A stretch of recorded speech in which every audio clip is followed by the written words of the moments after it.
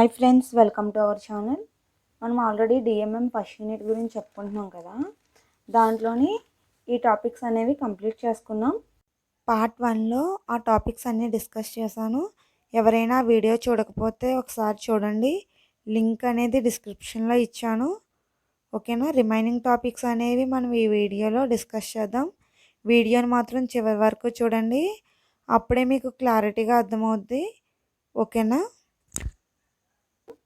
అంటే stresses in mission members గురించి ఇప్పుడు క్లియర్గా చెప్పుకుందాం. Simple stresses, combine stresses, torsional and bending stresses and remaining topics అన్నీ నేను చెప్తాను వీడియో. ఓకేనా. వీడియోని చివరి వరకు చూడండి. ఓకేనా. దీంట్లో వేరియస్ థియరీస్ ఆఫ్ ఫెయిల్యూర్స్ అనేది ఇంపార్టెంట్ అని చెప్పుకున్నాం కదా వీడియో, అలా అది కూడా చెప్తాను. వీడియోని మాత్రం చివరి వరకు చూడండి, అప్పుడే మీకు అర్థమవుద్ది. ఓకేనా. చూడండి, ఏంటంటే ఫస్ట్ స్ట్రెస్ అంటే ఏంటి, మీరు మినిమం బేసిక్స్ ఫార్ములాస్ అనేది తెలియాలన్నమాట. ఏంటంటే ఈ యూనిట్లో సమ్స్ చేయడం అన్న డిఎంఎంలో ఆల్రెడీ మీరు మాస్లో నేర్చుకుంటారు కదా ఈ ఫార్ములాస్ అన్నీ. ఒకసారి చూడండి. స్ట్రెస్ అంటే ఏంటి, it is a ratio of load by area. ఓకేనా. మిమ్మల్ని డెఫినేషన్ అడిగితే ఎలా రాయాలి, stress is a defined as a ratio of load by area. ఓకేనా. స్ట్రెస్కి యూనిట్స్ ఏంటి, న్యూటన్స్ పర్ ఎంఎం స్క్వేర్. స్ట్రెస్లో tensile stress, compressive stress, shear stress అనేవి ఉంటాయి. ఒక మిషన్ మెంబర్ అనుకోండి, దీనికి స్ట్రెస్సెస్ అనేవి ఇలా యాక్ట్ చేస్తే దాన్ని టెన్సైల్ స్ట్రెస్ అంటాం. అదే ఒక బార్ ఉంది, స్ట్రెస్సెస్ అనేవి ఇలా యాక్ట్ చేస్తే కంప్రెస్ చేస్తే దీన్ని కంప్రెసివ్ స్ట్రెస్ అని. ఆల్రెడీ లోడ్స్ గురించి చెప్పుకున్నాం కదా, అలాగే ఇది కూడా అంతే. ఇలా రెండు ఉన్నాయి. ఈ మధ్యలో రివిటెడ్ జాయింట్ అన్నమాట. ఇటో ఫోర్స్ ఎక్స్తే ఇక్కడ ఏమవుద్ది, మధ్యలో స్టీరింగ్ అని జరుగుద్ది. దీని అంటే స్ట్రెస్ అనేది అంటమాట దీంట్లో జనరేట్ అయ్యేది. ఓకేనా. స్ట్రైన్ అంటే ఏంటి, change in length by original length. ఓకేనా. Shear stress, shear load by shear area. ఓకేనా. టవ్ ఈజ్ ఈక్వల్ టు ఇంకొకటి ఏంటంటే, అదే బార్స్లోని కట అయితే ఎలాగంటే tau is equal to π/16 d³. ఓకేనా. తర్వాత యంగ్ మాడ్యులస్ గురించి అంటే ఏంటంటే స్ట్రెస్ బై స్ట్రైన్. ఓకేనా. It is a ratio of stress by strain with in elastic limit. Modulus of elasticity అన్న యంగ్ మాడ్యులస్ అన్న ఒకటే. బల్క్ మాడ్యులస్ అంటే direct stress by volumetric stress. ఓకేనా. దీనికి యూనిట్స్ ఏంటి, న్యూటన్స్ పర్ ఎంఎం స్క్వేర్. స్ట్రెస్కి ఎక్కడైనా units Newton's per MM స్క్వేరే ఉంటుంది. ఓకేనా. చూడండి, ఇక్కడ స్ట్రెస్కి న్యూటన్స్ పర్ ఎంఎం స్క్వేర్, ఇక్కడ స్ట్రెస్కి న్యూటన్స్ పర్ ఎంఎం స్క్వేర్. ఓకేనా. Modulus of rigidity, stress by shear strain. ఓకేనా. దీన్ని షియర్ స్ట్రెస్ని టవ్తోని, షియర్ స్ట్రైన్ని ఇలా పైతోని ఇండికేట్ చేస్తారన్నమాట. చూడండి, యంగ్ మాడ్యులస్ని ఈతోని, బల్క్ మాడ్యులస్ జీతోని, అలాగే మాడ్యులస్ ఆఫ్ రిజిడిటీని కేతోని ఇండికేట్ చేస్తారన్నమాట. ఓకేనా. అర్థమైంది కదా. ఏంటంటే ఈ ఫార్ములాస్ అన్నీ మీకు వచ్చి ఉండాలి. వచ్చి ఉంటే మేబీ సమ్స్ ఇచ్చినప్పుడు క్లియర్గా చేయొచ్చు అన్నమాట. ఓకేనా. ఈజీగానే ఉన్నాయి కదా, ఒకసారి గుర్తుపెట్టుకుంటే సరిపోతుంది. ఆల్రెడీ మీకు వచ్చినవే కదా. బెండింగ్ ఈక్వేషన్ అన్నమాట. బెండింగ్ ఈక్వేషన్ ఏంటి, m/i f/y e/r అన్నమాట. దీనికి ఈజీగా గుర్తుపెట్టుకునేది ఏంటంటే may I face with you queen Elizabeth Rani. Bending equation మీరు ఇలా కూడా గుర్తుపెట్టుకోవచ్చు. ఓకేనా. m/i f/y e/r. ఇందులో ఒక్కొక్క నోటేషన్ ఏంటో చూద్దాం. m అనేది బెండింగ్ మూమెంట్ అన్నమాట, దాన్ని న్యూటన్ మీటర్స్లో చెప్తాం. తర్వాత t అనేది మూమెంట్ ఆఫ్ ఇనర్షియా, దాన్ని mm/4. e అనేది modulus of elasticity, newtons per mm square. r is equal to radius of curvature, దాన్ని mm. ఓకేనా. y అనేది distance of the outer layer అన్నమాట. f అనేది మ్యాక్సిమం షియర్ స్ట్రెస్ అంటే newtons per mm square. ఓకేనా. అర్థమైంది కదా. చూడండి, టోర్షన్ ఈక్వేషన్ అన్నమాట. బెండింగ్ ఈక్వేషన్ ఉంటుంది, అలాగే టోర్షనల్ ఈక్వేషన్ కూడా ఉంటుంది. టోర్షన్ ఎక్కడ ఉంటుంది, ఏదైనా షార్ప్ రొటేట్ అయినప్పుడు ట్విస్టింగ్ మూమెంట్ అనేది జరుగుతుంది కదా, దాంట్లో టోర్షన్ అనేది ఉంటుంది. t/j is equal to τ/r is equal to dθ/l అన్నమాట. ఇక్కడ t అనేది టార్క్. ఓకేనా. j అనేది polar moment of inertia, tau అనేది మ్యాక్సిమం షియర్ స్ట్రెస్, r అనేది రేడియస్ ఆఫ్ షాఫ్ట్, g అనేది మాడ్యులస్ ఆఫ్ రిజిడిటీ, θ అనేది యాంగిల్ ఆఫ్ ట్విస్ట్, l అనేది లెంత్ ఆఫ్ ది షాఫ్ట్. ఏంటంటే మీరు ఈ రెండు గుర్తుపెట్టుకోండి. ఒకవేళ మీకు రాకపోతే ఈక్వేషన్స్ గుర్తుపెట్టుకొని నోటేషన్స్ ఏంటో తెలిస్తే మీరు సమ్స్ అనేవి ఈజీగా చేయొచ్చు. ఓకేనా. పవర్ ఫార్ములా ఏంటి? 2π/NT/60. టార్క్ ఇక్కడ టీ అంటే టార్క్ అంటే ఏంటి? π/16 τd3. ఓకేనా. చూడండి, మెటీరియల్ని బట్టి యంగ్ మాడ్యులస్ అనేది మారుతుంది. స్టీల్కి ఒకలాగా, కాపర్కి ఒకలాగా, బ్రాస్కి ఒకలాగా, టింబర్ అంటే వుడ్కి ఒకలాగా ఉంటాయన్నమాట. ఈ రేంజెస్లో ఉంటాయి. స్టీల్కి 200కు 220, కాపర్కి 90-100, బ్రాస్కి 80-90. ఓకేనా. యంగ్ మాడ్యులస్ అనేది మారుతూ ఉంటుంది అన్నమాట. యంగ్ మాడ్యులస్ అంటే ఏంటి? స్ట్రెస్ బై స్ట్రెయిన్ రేషియో కదా. ఓకేనా, ఇది అర్థమైంది కదా. తర్వాత చూడండి. ఓకేనా, టార్షనల్ అండ్ బెండింగ్ స్ట్రెస్ వరకు అయిపోయింది. ఇప్పుడు స్ట్రెస్ స్ట్రెయిన్ రిలేషన్షిప్ అన్నమాట. లేదు, ఇంపాక్ట్ స్ట్రెసెస్ అన్నమాట. టార్షనల్ అండ్ బెండింగ్ స్ట్రెసెస్ గురించి చెప్పుకున్నాం కదా. నెక్స్ట్ ఏంటి? ఇంపాక్ట్ స్ట్రెసెస్ అన్నమాట. చూడండి, ఇది ఇంపాక్ట్ స్ట్రెసెస్ అన్నమాట. ఇంపాక్ట్ స్ట్రెసెస్ ఏంటంటే సడన్గా లోడ్ అప్లై చేయడం అన్నమాట. సడన్గా లోడ్ ఇక్కడ నుంచి సడన్ హైట్ నుంచి ఒక బాడీ అనేది ఫాల్ చేస్తాం, పడేస్తాం అన్నమాట. ఇక్కడ వెయిట్ అనేది పడేయడం అంటే ఏంటి? ఇది ఏంటంటే ΔL అనేది ఎలాంగులేట్ అవుద్ది.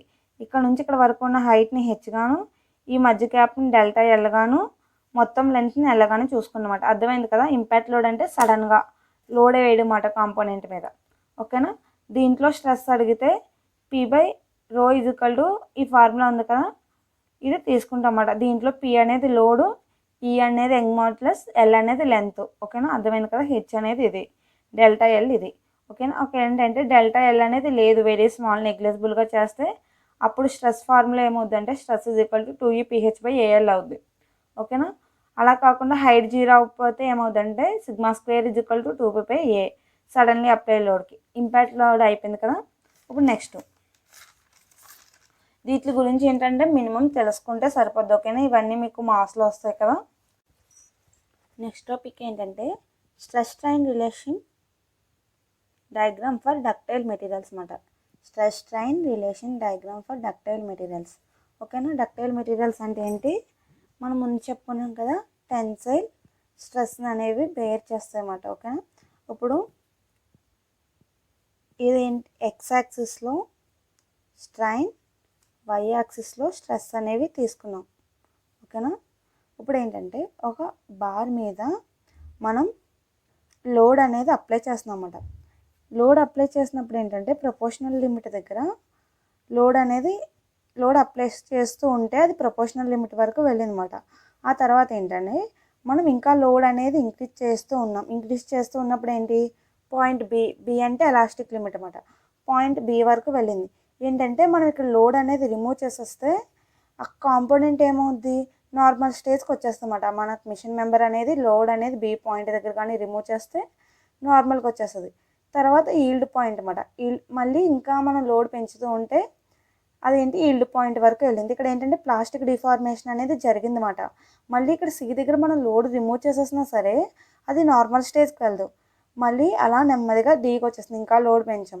ఆ తర్వాత ఏంటంటే డి నుంచి ఈ ఉంది కదా, అల్టిమేట్ స్ట్రెస్ లేదంటే అల్టిమేట్ స్ట్రెంత్ కానీ స్ట్రెస్ కానీ అంటాం. అల్టిమేట్ స్ట్రెస్ దగ్గర డి దగ్గర ఇక్కడ నుంచి వెళ్తుంది చూడు. ఈ పాయింట్లో ఏంటంటే బార్ అనేది ఎలాంగేట్ అవ్వడం మొదలవుద్ది అన్నమాట. ఓకేనా. ఎలాంగేట్ అవుతూ లోడ్ అనేది మనం పెంచుతూ ఉంటాం. ఆఫ్టర్ E/F అనేది ఆటోమేటికల్లీ ఏమవుద్ది? స్ట్రెస్ స్ట్రెయిన్ అనేది తగ్గిపోయి ఇక్కడ ఏంటంటే ఫెయిల్యూర్ అనేది అక్కర్ అవుతుంది అన్నమాట. బ్రేకింగ్ అనేది జరుగుద్ది. ఓకేనా. ఇది దేనికి? డక్టైల్ మెటీరియల్స్ కోసం. దీంట్లో ఏ అంటే ఏంటి? ప్రపోర్షనల్ లిమిట్, బి అంటే ఎలాస్టిక్ లిమిట్, సి అంటే ఈల్డ్ పాయింట్, ఈ అంటే అప్పర్ అల్టిమేట్ స్ట్రెస్, ఈ అంటే అల్టిమేట్ స్ట్రెస్, ఎఫ్ అంటే బ్రేకింగ్ స్ట్రెస్, డి అంటే లోవర్ ఈల్డ్ పాయింట్. ఓకేనా, అది అర్థమైంది కదా. ఇప్పుడు ఏంటంటే for brittle material stress strain relationship అన్నమాట. బ్రిటిల్ మెటీరియల్కి stress strain relationship. Ductile materials కాబట్టి ఎలాంగులేట్ అయినాయి.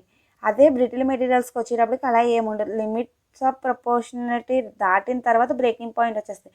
చెప్పాం కదా మనం క్యాస్ట్ ఐరన్, గ్లాసు, మన వాటర్ తాగుతారు కదా, గ్లాస్ అనేది బ్రిటిల్ మెటీరియల్స్లో వస్తాయి. ఒకసారి దాని మీద లోడ్ అనేది అప్లై చేస్తే ఏమవుద్ది? క్రాక్ వచ్చేస్తుంది. ఆటోమేటికల్లీ ఫెయిల్యూర్ అనేది వచ్చేస్తుంది అన్నమాట. ఓకేనా. ఇప్పుడు ఏంటంటే factor of safety. Factor of safety అంటే ఏంటి? Ultimate stress by working stress or design stress. Yield points దగ్గర ఎక్కడ factor of safety find out చేయాలంటే yield point stress by working stress or design stress. మనం ఫ్యాక్టర్ ఆఫ్ సేఫ్టీని ఎందుకు consider చేస్తామంటే design అనేది సేఫ్గా ఉండడం కోసం మనం ఫ్యాక్టర్ ఆఫ్ సేఫ్టీ అనేది కన్సిడర్ చేస్తాం. ఫ్యాక్టర్ ఆఫ్ సేఫ్టీ అనేది ఒక్కొక్క మెటీరియల్కి ఒక్కొక్కలా ఉంటుంది. ఓకేనా. ఇప్పుడు ఏంటంటే నెక్స్ట్ మనం ఒక ప్రాబ్లం అనేది చేద్దాం. ఎగ్జాంపుల్ సమ్ అనేది చూద్దాం. ఓకేనా. చూడండి.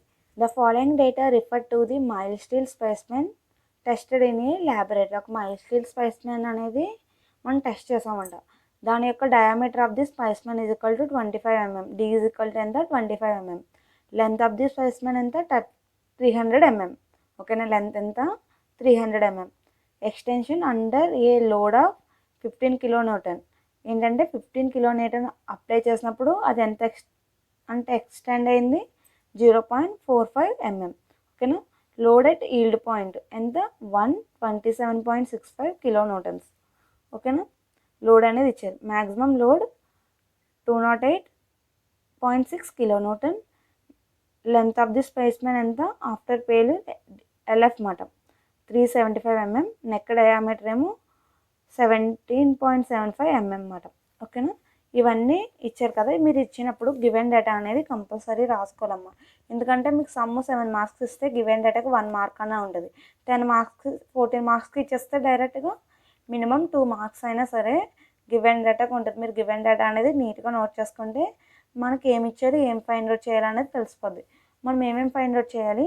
యంగ్ మాడ్యులస్, తర్వాత stress at yield point, ultimate stress, percentage of ఎలాంగ్నేషన్, percentage of reduction area. ఇవి ఫైండ్ అవుట్ చేయాలన్నమాట. ఇప్పుడు ఏంటంటే చూడండి, యంగ్ మాడ్యులస్ ఫైండ్ అవుట్ చేయాలి కదా. యంగ్ మాడ్యులస్ అంటే ఏంటి? Stress by strain is equal to A. First stress strain find out చేసి ఆ తర్వాత వాటి యొక్క రేషియోని యంగ్ మాడ్యులస్గా వేసుకోవాలి. స్ట్రెస్ అంటే ఏంటి? Load by area. ఓకేనా. లోడ్ మనకి లోడ్ ఎంత? చూడండి, లోడ్ ఎంత వేసాం? 15 kN కదా.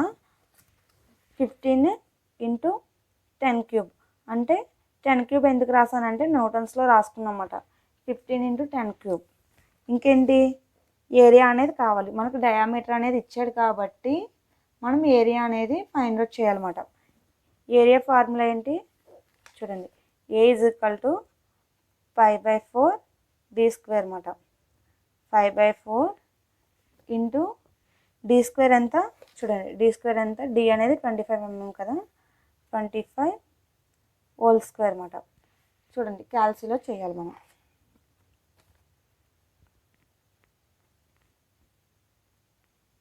పై డివైడెడ్ బై షిఫ్ట్ 3 కొట్టి 3 4 పెట్టేసాక పై డివైడెడ్ బై ఎంత? 4 ఇంటూ 25 హోల్ స్క్వేర్ చేస్తే ఎంత వచ్చింది ఏరియా అనేది? చూడండి, 490.87 m². 490.87 mm² అనేది వచ్చింది. ఇప్పటికి లోడ్ బై ఏరియా వేస్తే 490.87. ఈ రెండింటిని కాలిక్యులేట్ చేయండి. చూడండి, 15 × 10³ డివైడెడ్ బై 490.87 చేస్తే ఎంత వచ్చింది? చూడండి, 30.55. ఓకేనా. 30.55 Nm². ఎప్పుడు యూనిట్స్ రాసుకోవాలమ్మా. ఓకేనా. Stress is equal to sigma is equal to. ఓకేనా. ఇప్పుడు నెక్స్ట్ ఏంటి? స్ట్రైన్. స్ట్రైన్ అంటే ఏంటి? Change in length by original length అన్నమాట. చేంజ్ ఇన్ లెంత్ ఎంత మనకి? చూడండి, వాడు ఇచ్చేసాడు కదా. చేంజ్ ఇన్ లెంత్ 0.045 బై మనకి టోటల్ లెంత్ ఎంత? చూడండి, స్పెసిమెన్ యొక్క లెంత్ ఎంత ఇచ్చాడు? 300 బై 300 ఎంత వచ్చింది? చూడండి, కాలిక్యులేట్ చేయండి. 0.045 డివైడెడ్ బై 300 చేస్తే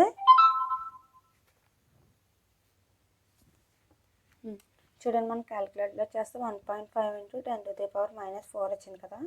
మీరు దాన్ని షిఫ్ట్ ఇన్ను ప్రెస్ చేస్తే పాయింట్స్లో చూపిస్తుంది అనమాట. ఓకేనా, ఎంత వచ్చింది మనకి 0.0015 వచ్చింది. స్ట్రైన్కి యూనిట్స్ ఉండవు. ఓకేనా, ఏంటంటే change in length by original length. లెంత్కి మీ యూనిట్స్ ఏంటి ఎంఎం, అలాగే చేంజ్ ఇన్ లెంత్ కూడా రెండింటికి ఎంఎం కాబట్టి క్యాన్సిల్ అయిపోతాయి. కాబట్టి స్ట్రైన్స్ అనేవి యూనిట్స్ ఉండవు. ఓకేనా, మనకి ఏంటి ఫైనల్లీ ఈ అనేది ఫైండ్ అవుట్ చేయాలి. యంగ్ మాడ్యులస్ స్ట్రెస్ బై స్ట్రైన్గా స్ట్రెస్ ఎంత వచ్చింది మనకి చూడండి 30.55 బై స్ట్రైన్ ఎంత వచ్చింది 0.0015. కాలిక్యులేట్ చేయండి క్యాల్సిలో వేసి చేస్తే ఎంత వచ్చిందంటే 2.037 10⁵ న్యూటన్స్ పర్ ఎంఎం స్క్వేర్. ఓకేనా, E is equal to 2.037 into 10⁵ newtons per mm square. ఓకేనా, ఈ అనేది వచ్చేసింది మనకి. నెక్స్ట్ ఏంటి stress at yield point. Yield point stress కావాలి ఏంటంటే హీల్డ్ పాయింట్. ఓకేనా, హీల్డ్ పాయింట్ దగ్గర మనకి స్ట్రెస్ ఎంత ఉందో కావాలి. అప్పుడు ఏం చేసుకుంటాం, హీల్డ్ పాయింట్ దగ్గర లోడ్ వేసుకుని బై ఏరియా వేసుకుంటే ఆటోమేటికల్లీ హీల్డ్ పాయింట్ దగ్గర స్ట్రెస్ అనేది వచ్చేస్తుంది. ఓకేనా, ఇక్కడ ఏంటంటే sigma YT by healed point stress by area that equal to healed point stress sigma why. ఇప్పుడు ఎంత వచ్చింది సిగ్మా వైటీ ఎంత, హీల్డ్ పాయింట్ లోడ్ అనేది ఇక్కడ సిగ్మా పి అమ్మ లోడ్ బై ఏరియా కదా, సిగ్మా పి బై వైటీ. ఇక్కడ సిగ్మా ఎంత పివైటీ చూడండి, పివైటీ ఎంత 127.65 ఇంటూ 10⁻10³ మాట. ఎందుకంటే ఇక్కడ కిలో న్యూటన్స్లో ఉంది, ఇక్కడ న్యూటన్స్లోకి మార్చుకున్నాం. బై ఏరియా ఎంత వచ్చింది ఇందాక చేసినప్పుడు 490.87 క్యాల్సిలో కాలిక్యులేట్ చేయండి. చేస్తే ఎంత వస్తుందంటే divided by 260.05 newtons per mm square అనేది వచ్చింది. ఓకేనా, మనకి ఇంకేంటి తర్వాత అల్టిమేట్ స్ట్రెస్ మాట. అల్టిమేట్ స్ట్రెస్ కావాలంటే ఏంటి, అల్టిమేట్ స్ట్రెస్ యొక్క ఫార్ములా ఏంటి, sigma u is equal to maximum load by area. మనకు మ్యాక్సిమం లోడ్ ఎంత వచ్చింది 208.6 ఇంటూ 10³ బై ఏరియా ఎంత 490.87. ఓకేనా, దీన్ని క్యాల్సిలో కాలిక్యులేట్ చేయాలి మనం. 208.6 ఇంటూ 10³ డివైడెడ్ బై 490.87 చేస్తే మనకి 425.96 న్యూటన్స్ పర్ ఎంఎం స్క్వేర్. మీరు ప్రతిదీ ఫైండ్ అవుట్ చేసిన తర్వాత మాత్రం యూనిట్స్ అనేది వేయాలి. తర్వాత ఏంటి పర్సంటేజ్ ఆఫ్ ఎలాంగ్నేషన్. ఓకేనా, పర్సంటేజ్ ఆఫ్ ఎలాంగ్నేషన్ అంటే ఏంటంటే ఇక్కడ లెంత్ ఉంది కదా, change in length minus L/L. ఓకేనా, change in length first change in length ఎంత 375, తర్వాత మైనస్ లెంత్ ఎంత స్టార్టింగ్లో length 300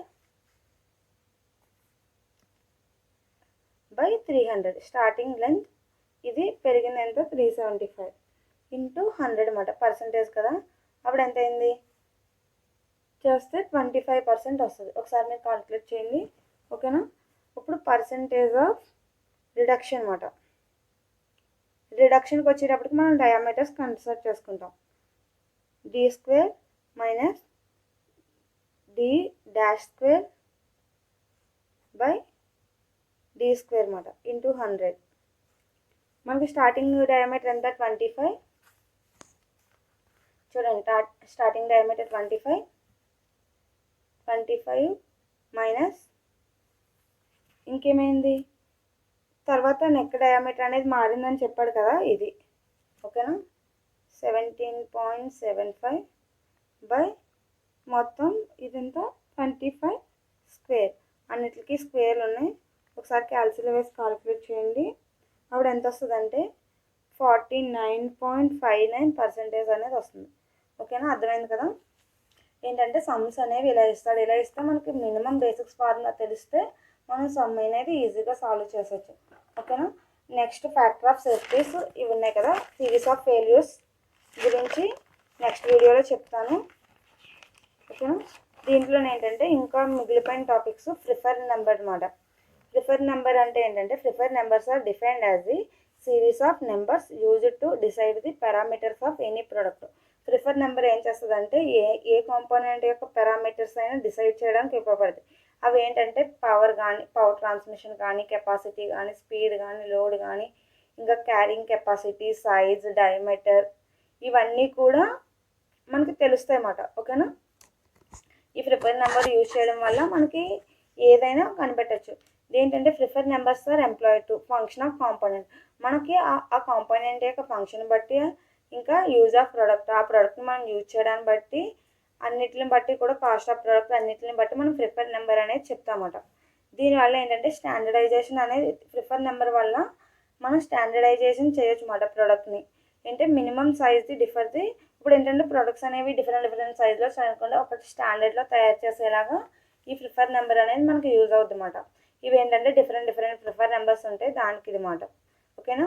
it helps to obtaining the desired performance of the, ఏంటంటే ప్రోడక్ట్ యొక్క పర్ఫార్మెన్స్ తెలుస్తుంది. ఓకేనా. తప్ప రిమైనింగ్ టాపిక్స్ అన్నీ నేను వీడియో చేశాను. ఓకేనా. అది కూడా వెంటనే అప్లోడ్ చేసేస్తాను ఆ వీడియో కూడా, ఎందుకంటే అది ఇంపార్టెంట్ కాబట్టి దాన్ని వేరేగా చేశాను. ఓకేనా. ఎనీ డౌట్స్ ఉంటే నా ఇన్స్టా ఐడిని కాంటాక్ట్ చేయండి. డిస్క్రిప్షన్లో నా ఇన్స్టా ఐడి అనేది ఇచ్చాను. ఇంకేంటంటే మీకు ఇప్పుడు దాకా చెప్పిన నోట్స్ కావాలి అనుకుంటే డిస్క్రిప్షన్లో నా మెయిల్ ఐడి ఉంది, కాంటాక్ట్ చేయండి. వీడియోని లైక్ చేయడం మాత్రం మర్చిపోకండి. ఓకేనా. సబ్స్క్రైబ్ చేయండి.